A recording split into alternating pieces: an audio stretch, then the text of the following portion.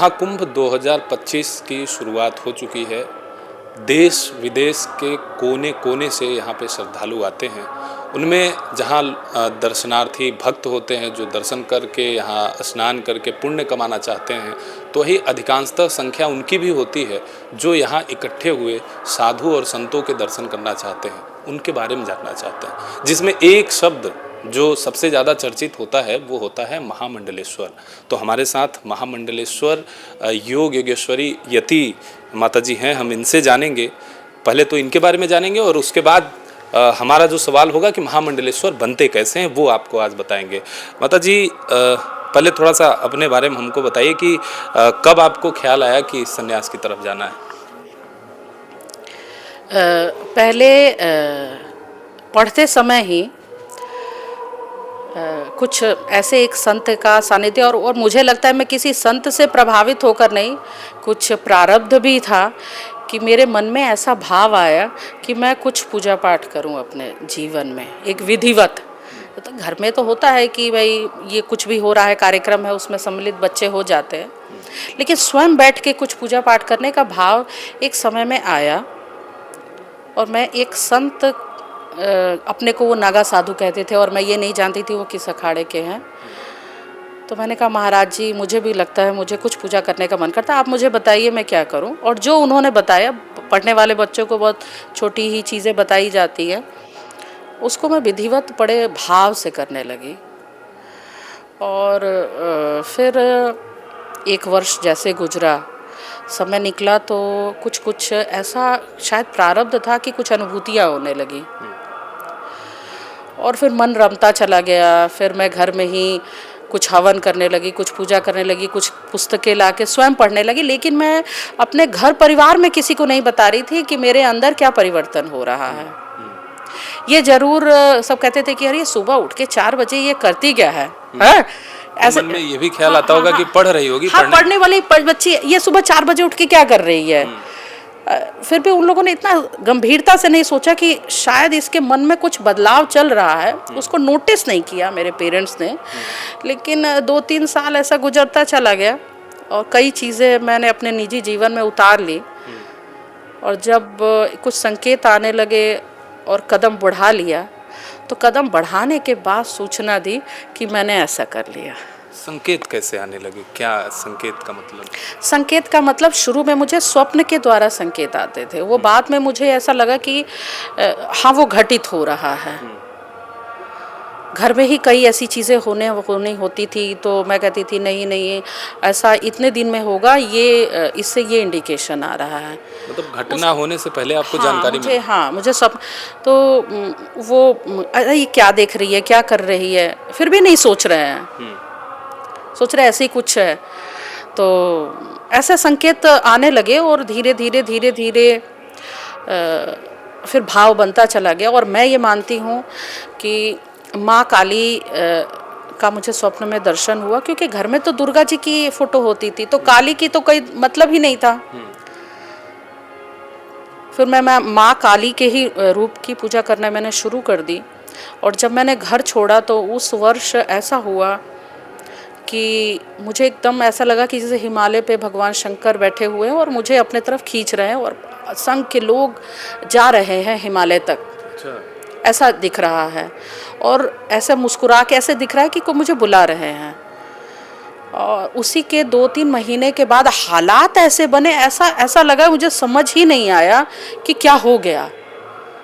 ऐसा मेरा ये मानना है कि सन्यास योजनाबद्ध तरीके से नहीं होता है, प्लानिंग से सन्यास नहीं होता है। सन्यास तो एक एकदम अलौकिक घटना है जो अचानक घटित होती है।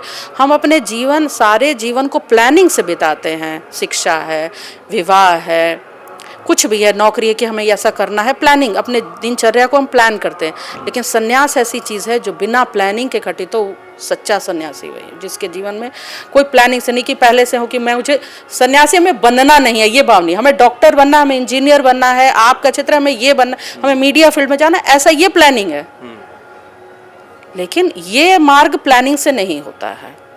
तो अब आपसे बातचीत करते हुए सवाल तो मन में बहुत आ रहे हैं, लेकिन पहले आपके बारे में थोड़ा सा और जानेंगे कि जब आपने घर छोड़ा उस दौरान क्या पढ़ाई चल रही थी और क्या लगभग मैं उम्र ग्रेजुएशन कर रही थी। अच्छा, ग्रेजुएशन कर रही थी। और उसके बाद जब आप घर से निकलती हैं तो फिर आप सन्यास की तरफ चली जाती हैं। हाँ बिल्कुल, लेकिन बस अच्छा हमने घर से आप मतलब किसी को बता के निकलें कि ऐसे ही? बता के नहीं निकली थी, दोपहर में निकली, रात में बताया कि ऐसा हो गया। किसको बताया आपने? मदर को मैसेज किया।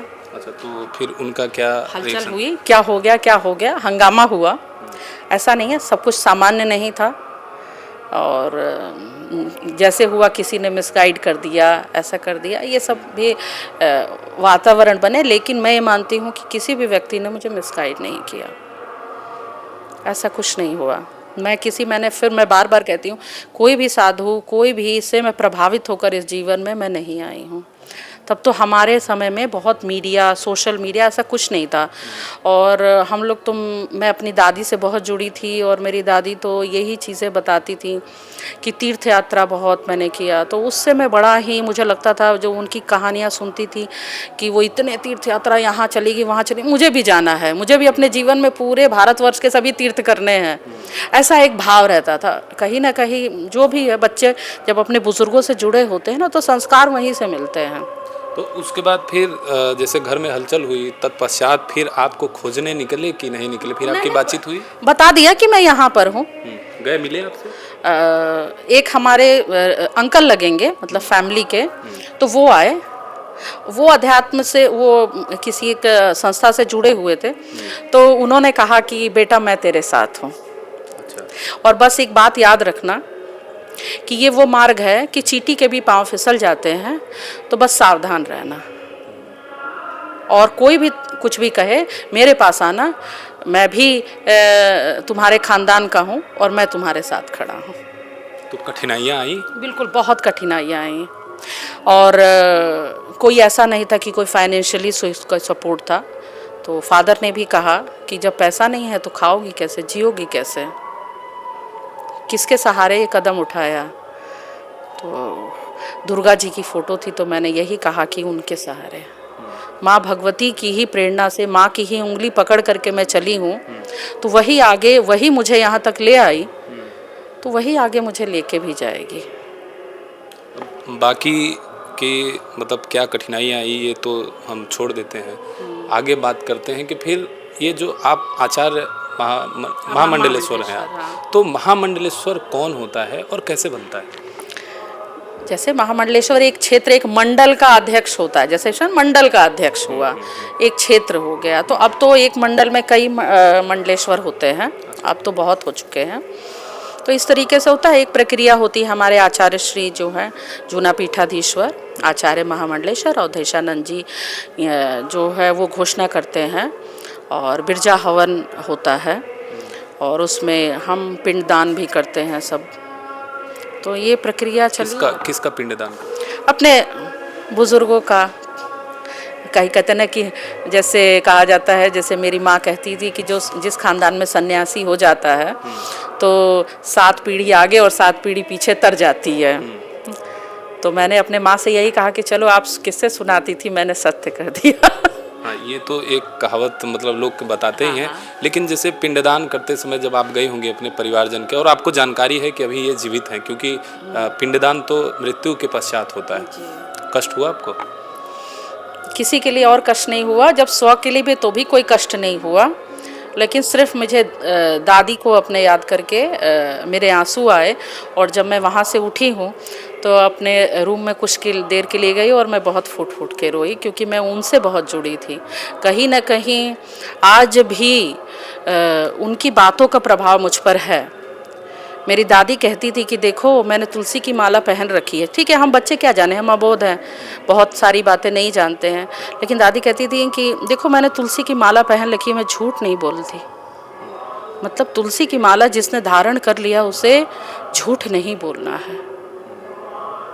तो ये प्रभाव है, ये संस्कार, ये उनकी बातों का प्रभाव मुझ पर है। एक सवाल आपसे और करेंगे कि आज के समय में जैसे आपने संन्यास की बात ली, संन्यास की कठिनाइयों के बारे में बताया, आज युवा वर्ग या यूँ कहें कि तमाम अधिकांश संख्या में लोग जो है अध्यात्म की तरफ मुड़ रहे हैं। इसका आप क्या वजह मानती हैं कि क्या वजह है कि आज युवा वर्ग या लोग अध्यात्म की तरफ आ रहे हैं?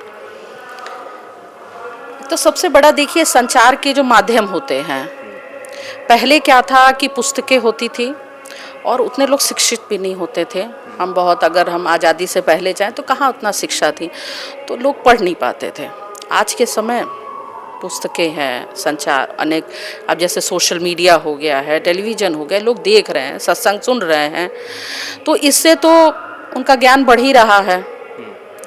और फिर जीवन में आपाधापी बहुत है, परेशानियां बहुत है, अशांति है, अवसाद है। हमारे जो नए बच्चे हैं, कंपटीशन इतना हो गया है, तो उनको मानसिक बल कहाँ से मिले? तो किसी न किसी ऐसे के शरण में जाते हैं जहाँ अपनी बात वो कह सकें। कभी कभी लगता है हम अपने दोस्तों से या वो अपने पेरेंट्स से भी अपनी बात शेयर नहीं करते, लेकिन किसी अच्छे संत से वो जुड़ जाते हैं तो अपनी बात वो शेयर करते हैं। तो ये भी एक कारण होता है, फिर उन्हें अच्छा लगता है, तो नए बच्चे सब जुड़ते जा रहे हैं धर्म की तरफ। और एक चीज़ और इसी सवाल से जुड़ा हुआ है कि जैसे 4 या 5 चरण जो भी मनुष्य के जीवन के होते हैं, उनमें जब आदमी 5वें चरण पे जाता है, उसके बाद अचानक से फिर से पहले चरण पे आ जाता है। इसका क्या वजह है और फिर अध्यात्म की तरफ चला जाता है? ये तो एक चक्र है जीवन का, है ना, चक्र है, जहाँ से चले वहीं लौट के आना है। ये जीवन का सत्य है, संसार का सत्य है कि जो इस जन्म संसार में जन्म लिया है, वो कहा ना कि रहा न बुढ़ा जवान। कोई भी व्यक्ति ऐसा है कि ये बाल्यकाल है, जवानी है, बुढ़ापा है, फिर उसमें आना ही है बचपन में, है। तो ये चक्र है, तो ये चक्र तो सामान्य सी बात है। अच्छा, ये मतलब जो भी पद हैं, प्रतिष्ठा है, उसमें सबसे ऊपर तो सन्यासी, फिर मतलब सनातन धर्म में तो सबसे बड़ा पद है सन्यास का, एक सन्यासी का जो पद है। सन्यासी का पद इसलिए है क्योंकि वो पूर्ण, उसको कहा गया है कि विरक्त होना। ठीक है, आज के समय में अब कोई स्त्री है जैसे सन्यासी होगी, तो ये तो है नहीं कि वस्त्र तो लज्जा होती है, वस्त्र तो उतार के फेंक नहीं सकती है।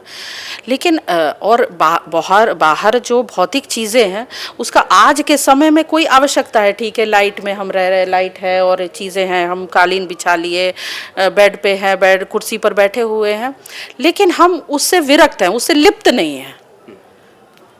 जब तक हम मन भाव से विरक्त हो जाएंगे, त्याग की भावना, त्याग से ही महान होता है। माता पिता, घर के गार्जियन जो भी होते हैं, परिवार का मुखिया होता है, समाज का मुखिया होता है, वो त्याग करता है। अपना समय, अपनी विचार स्व के लिए न सोच के अपने समाज के लिए, अपने राष्ट्र के लिए, अपने परिवार के लिए सोचता है, तो उसको ये चीज़ें महान बनाती है। और जब एक साधु, एक सन्यासी होता है, वो अपने समाज के लिए, वसुदेव कुटुंबकम कहा गया, सबके लिए वो सोचता है। तो ऐसे में वो सबके लिए एक आदर्श बनता है। और जो युवा आज के समय में अध्यात्म की तरफ मुड़ रहे हैं, आखिरी सवाल है हमारा, उनके लिए आपका क्या संदेश है? कि अच्छे संत की शरण में जाएं, बाकी जो प्रचार है, प्रचार को देख के न जाएं, सोशल मीडिया इत्यादि प्रचार को देख के न जाएं। बहुत सी कहानियाँ क्रिएट होती हैं, उसको देख के ना भटके, अच्छे संत की शरण में जा कर के और अपने मन की शांति तो प्राप्त करें ही, मनोबल मजबूत करें। और साधु बनने के लिए पहले अपने कर्म को आगे लेके जाएं। अगर आप कुछ बनना चाहते हैं तो आध्यात्मिक बल प्राप्त करके कर्म क्षेत्र में उस ऊंचाई पर जाएं कि भारत का नाम रोशन हो। ठीक है, बहुत बहुत धन्यवाद। तो आपने सुना महामंडलेश्वर योगेश्वरी अय्यती जी को, जिन्होंने कैसे महामंडलेश्वर बनते हैं उसके बारे में बताया, साथ ही उन युवाओं को भी संदेश दिया जिनको अध्यात्म में रुचि है या वो अध्यात्म की तरफ उनको आना है कि अपने कर्म को ही इम्पोर्टेंस दें और कर्म ऐसा करें कि भारत ऊंचाइयों पर जाए। वीडियो जर्नलिस्ट अंकितेश चौरसिया के साथ मंगला तिवारी, PTC न्यूज़, प्रयागराज।